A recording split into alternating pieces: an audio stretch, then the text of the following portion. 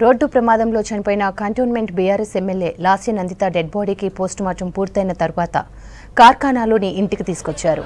అభిమానులు, పార్టీ నేతల సందర్శనార్థం లాస్య డెడ్ బాడీని కాసేపు ఇంటి దగ్గర ఉంచారు. సాయంత్రం అంతిమ యాత్రగా బయలుదేరి ఈస్ట్ మారేడ్పల్లిలోని శ్మశాన వాటికలో లాస్య అంత్యక్రియలు నిర్వహించనున్నారు.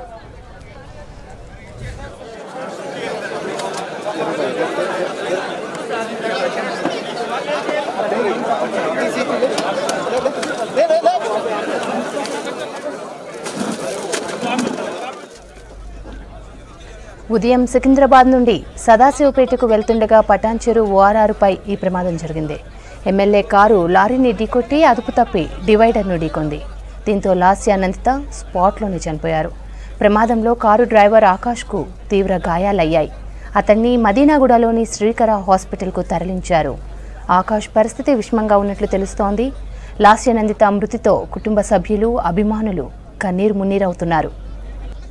రోడ్డు ప్రమాదంలో చనిపోయిన కంటోన్మెంట్ ఎమ్మెల్యే లాస్య నందిత పార్థివ దేహానికి నివాళులర్పించారు మాజీ సీఎం, బీఆర్ఎస్ అధినేత కేసీఆర్. లాస్య నందిత కుటుంబ సభ్యులను ఓదార్చారు. పార్టీ అండగా ఉంటుందని హామీ ఇచ్చారు కేసీఆర్.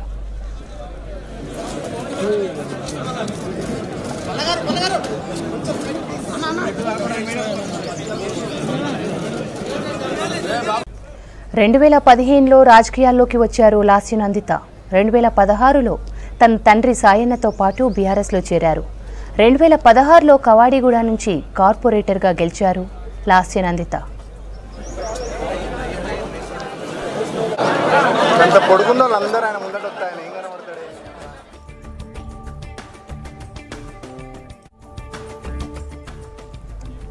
కంటోన్మెంట్ ఎమ్మెల్యేగా ఉన్న సాయన్న 2023 ఫిబ్రవరి 19న అనారోగ్యంతో చనిపోయారు. మొన్నటి అసెంబ్లీ ఎన్నికల్లో లాస్య నందితకు టికెట్ ఇచ్చారు బీఆర్ఎస్ అధినేత కేసీఆర్. ఇటీవల నల్గొండ సభకు వెళ్లిన సమయంలోనూ నందిత కారుకు ప్రమాదం జరిగింది. అప్పుడు స్వల్ప గాయాలతో బయటపడ్డారు. ఇప్పుడు పటాన్చెరు ఓఆర్ఆర్పై జరిగిన ప్రమాదంలో చనిపోయారు లాస్య నందిత. రోడ్డు ప్రమాదంలో చనిపోయిన కంటోన్మెంట్ ఎమ్మెల్యే లాస్య నందిత పార్థివ దేహానికి నివాళులర్పించారు మాజీ సీఎం, బీఆర్ఎస్ అధినేత కేసీఆర్. లాస్య నందిత కుటుంబ సభ్యులను ఓదార్చారు. పార్టీ అండగా ఉంటుందని హామీ ఇచ్చారు.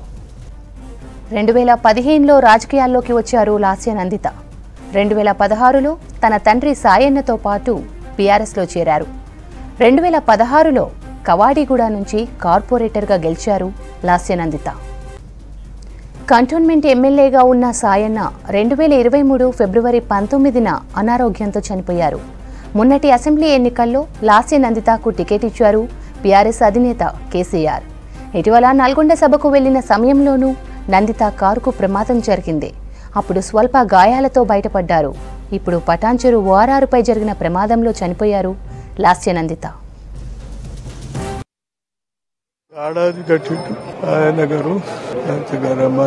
భగవంతునితో వాళ్ళ ఆత్మశాంతి కలగాలి, స్వర్గాన ఉండాలి.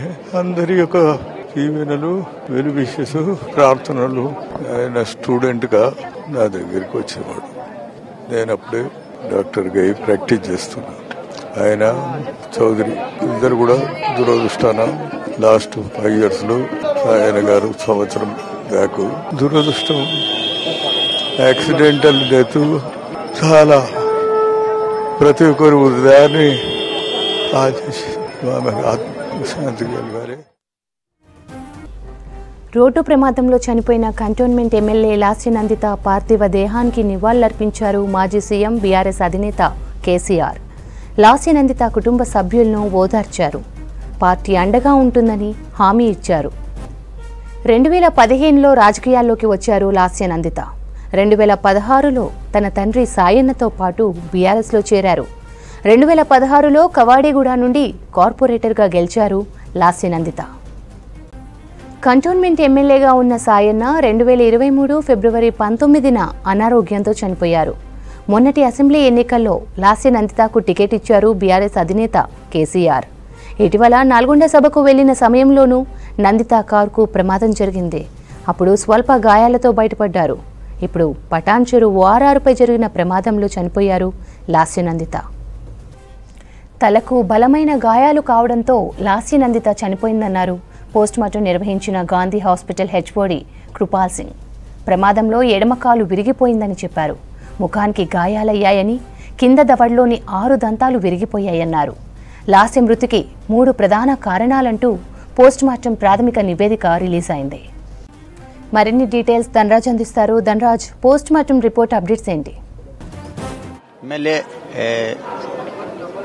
నందిత లాస్య పోస్టుమార్టం రిపోర్టులో సంచలనమైనటువంటి విషయాలు వెలుగు చూస్తున్నాయి. అయితే ఆమె కారు ప్రమాదం తర్వాత పోస్టుమార్టం నిర్వహించినటువంటి గాంధీ వైద్యులు కృపాల్ సింగ్ వెల్లడించినటువంటి నివేదికలో కొన్ని కీలకమైనటువంటి అంశాలు వెల్లడించారు. ఇందులో చూసినట్టయితే ఆమె కారు ప్రమాదం సమయంలో సీటు బెల్ట్ పెట్టుకోకపోవడమే ప్రమాదంలో ఆమె ఎముకలు పూర్తిగా డ్యామేజ్ అయ్యాయి.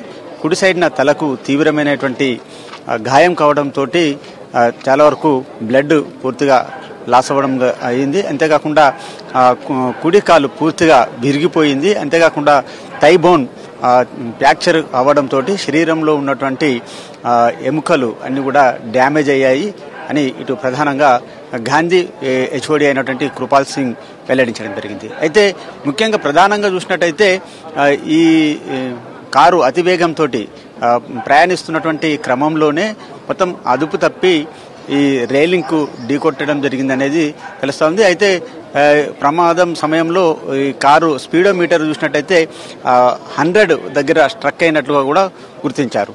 అయితే ప్రధానంగా ఈ 3కు సంబంధించిన ప్రధానమైనటువంటి కారణాలు అంటే తలకు బలమైనటువంటి గాయం కావడం, శరీరంలోని ఎముకలన్నీ కూడా విరిగిపోవడం, అది దవడలో భాగంలో ఉన్నటువంటి 6 దంతాలు పూర్తిగా విరిగిపోయాయని మాత్రం ఇటు గాంధీ వైద్యులు వెల్లడించడం జరిగింది. అదేవిధంగా థై భాగంలో ఉన్నటువంటి బోన్ పూర్తిగా ఫ్రాక్చర్ కావడంతో ఇక ఆమె స్పాట్లోనే మృతి చెందారు. ఇక సీట్ బెల్ట్ పెట్టుకోకపోవడమే ఈ ప్రమాదానికి ప్రధానమైనటువంటి కారణం అనేది కూడా ఇటు వైద్యులు వెల్లడిస్తున్నారు. అయితే మరోవైపున చూసినట్టయితే ఇప్పుడు మనం లాస్య నందిత ఇంటి దగ్గర ఉన్నాము. ఆమెను చివరిసారిగా కడసారి వీడ్కోలు పలికేందుకు గాను పార్టీ శ్రేణులు, బీఆర్ఎస్ పార్టీ శ్రేణులతో పాటుగాను వివిధ పొలిటికల్ లీడర్లు, కాంగ్రెస్ శ్రేణులందరూ కూడా ఒక్కొక్కరు వచ్చి ఆమెకు ప్రగాఢ అంటే నివాళులు అర్పిస్తున్నారు.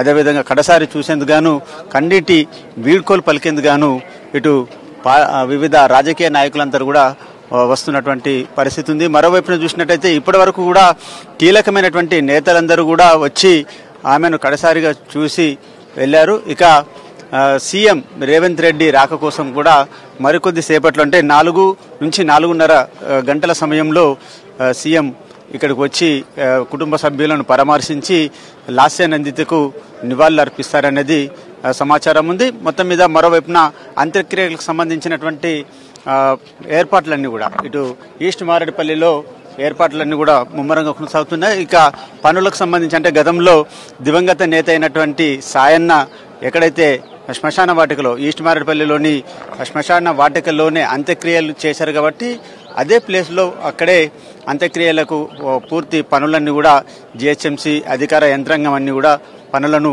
అక్కడ పరిశీలన కొనసాగిస్తున్నారు. మరోవైపున చూసినట్టయితే కుటుంబ సభ్యులందరినీ కూడా ఇప్పటికే వారికి మనోధైర్యాన్ని ఇచ్చేలాగా ప్రతి అంటే సాయన్న కుటుంబంతో ఉన్నటువంటి అనుబంధంతో ఉన్నటువంటి రాజకీయ నాయకులు, వారి సన్నిహితులు, వివిధ పార్టీ నాయకులంతా కూడా వారికి వచ్చి మనోధైర్యాన్ని ఇచ్చి ఆ కుటుంబానికి అండగా ఉంటామని కూడా చెప్పడం జరిగింది. ఇప్పటికే సీనియర్ నేతలందరూ కూడా కాంగ్రెస్ పార్టీ అంటే ఇప్పుడున్న ప్రభుత్వంలో ఉన్నటువంటి మినిస్టర్లందరూ కూడా లాస్య నందితకు నివాళులర్పించారు. మరికొద్ది అంటే బీఆర్ఎస్ అధినేత అయినటువంటి కేసీఆర్ కూడా వచ్చి ఆ కుటుంబానికి ధైర్యాన్ని ఇచ్చి అదేవిధంగా లాస్య నందిత కుటుంబంతో ఉన్నటువంటి అనుబంధాన్ని కూడా ఆయన గుర్తు చేసుకోవడం జరిగింది. ఇక 4:30 గంటల సమయంలోనే సీఎం రేవంత్ రెడ్డి రాక కోసం కూడా వీరంతా ఎదురు చూస్తున్నటువంటి పరిస్థితి ఉంది. మరోవైపున మరికొద్ది సేపట్లలో ఇక అంత్యక్రియలకు సంబంధించినటువంటి ఏర్పాట్లన్నీ కూడా ముమ్మరంగా కొనసాగుతున్నాయి. ఇక కుటుంబ సభ్యులు మాత్రం వారిని ఓదార్చడం ఎవరితరం కావట్లేదు. లాస్య నందిత ఇక లేరనే వార్తను తాము జీర్ణించుకోలేకపోతున్నాము అంటూ కుటుంబ సభ్యులంతా తల్లడిల్లుతూ సొమ్మసిలి పడిపోయారు. మొత్తం నుంచి ఉదయం నుంచి కూడా ఎలాంటి అన్నపానీయాలు కూడా ముట్టుకోకుండా వాళ్ళంతా విషాద వదనంలో మునిగిపోయినటువంటి పరిస్థితి కొనసాగుతుంది.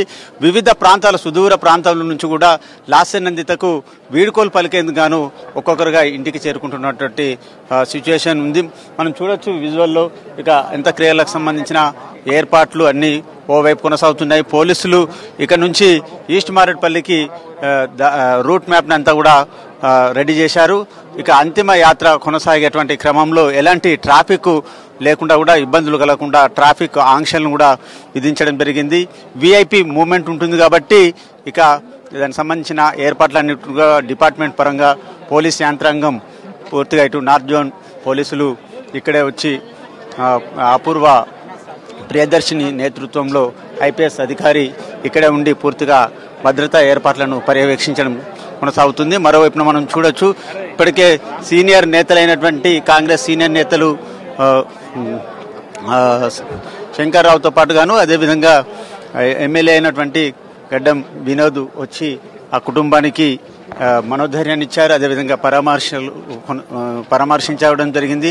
అంతేకాకుండా నందిత లాస్యతో ఉన్నటువంటి అనుబంధాన్ని, సాయన్నతో ఉన్నటువంటి అనుబంధాన్ని గుర్తు చేసుకుంటూ మొత్తం మీద వారికి కుటుంబ సభ్యులను ఓదార్చడం జరిగింది. ఇలాంటి అనూహ్యమైనటువంటి ఘటన లాస్య నందిత చిన్నతనంలోనే ఇలా కారు ప్రమాదంలో మరణించడంతో చాలా విషాదాంతాన్ని జీర్ణించుకోలేక ఇక్కడ ఉన్నటువంటి స్థానికులంతా కూడా చాలా వరకు కన్నీరు మున్నీరుగా అవుతున్నారు. సాయన్నతో ఉన్నటువంటి అనుబంధాన్ని కూడా ప్రతి ఒక్కరూ పూర్తి చేసుకుంటున్నారు.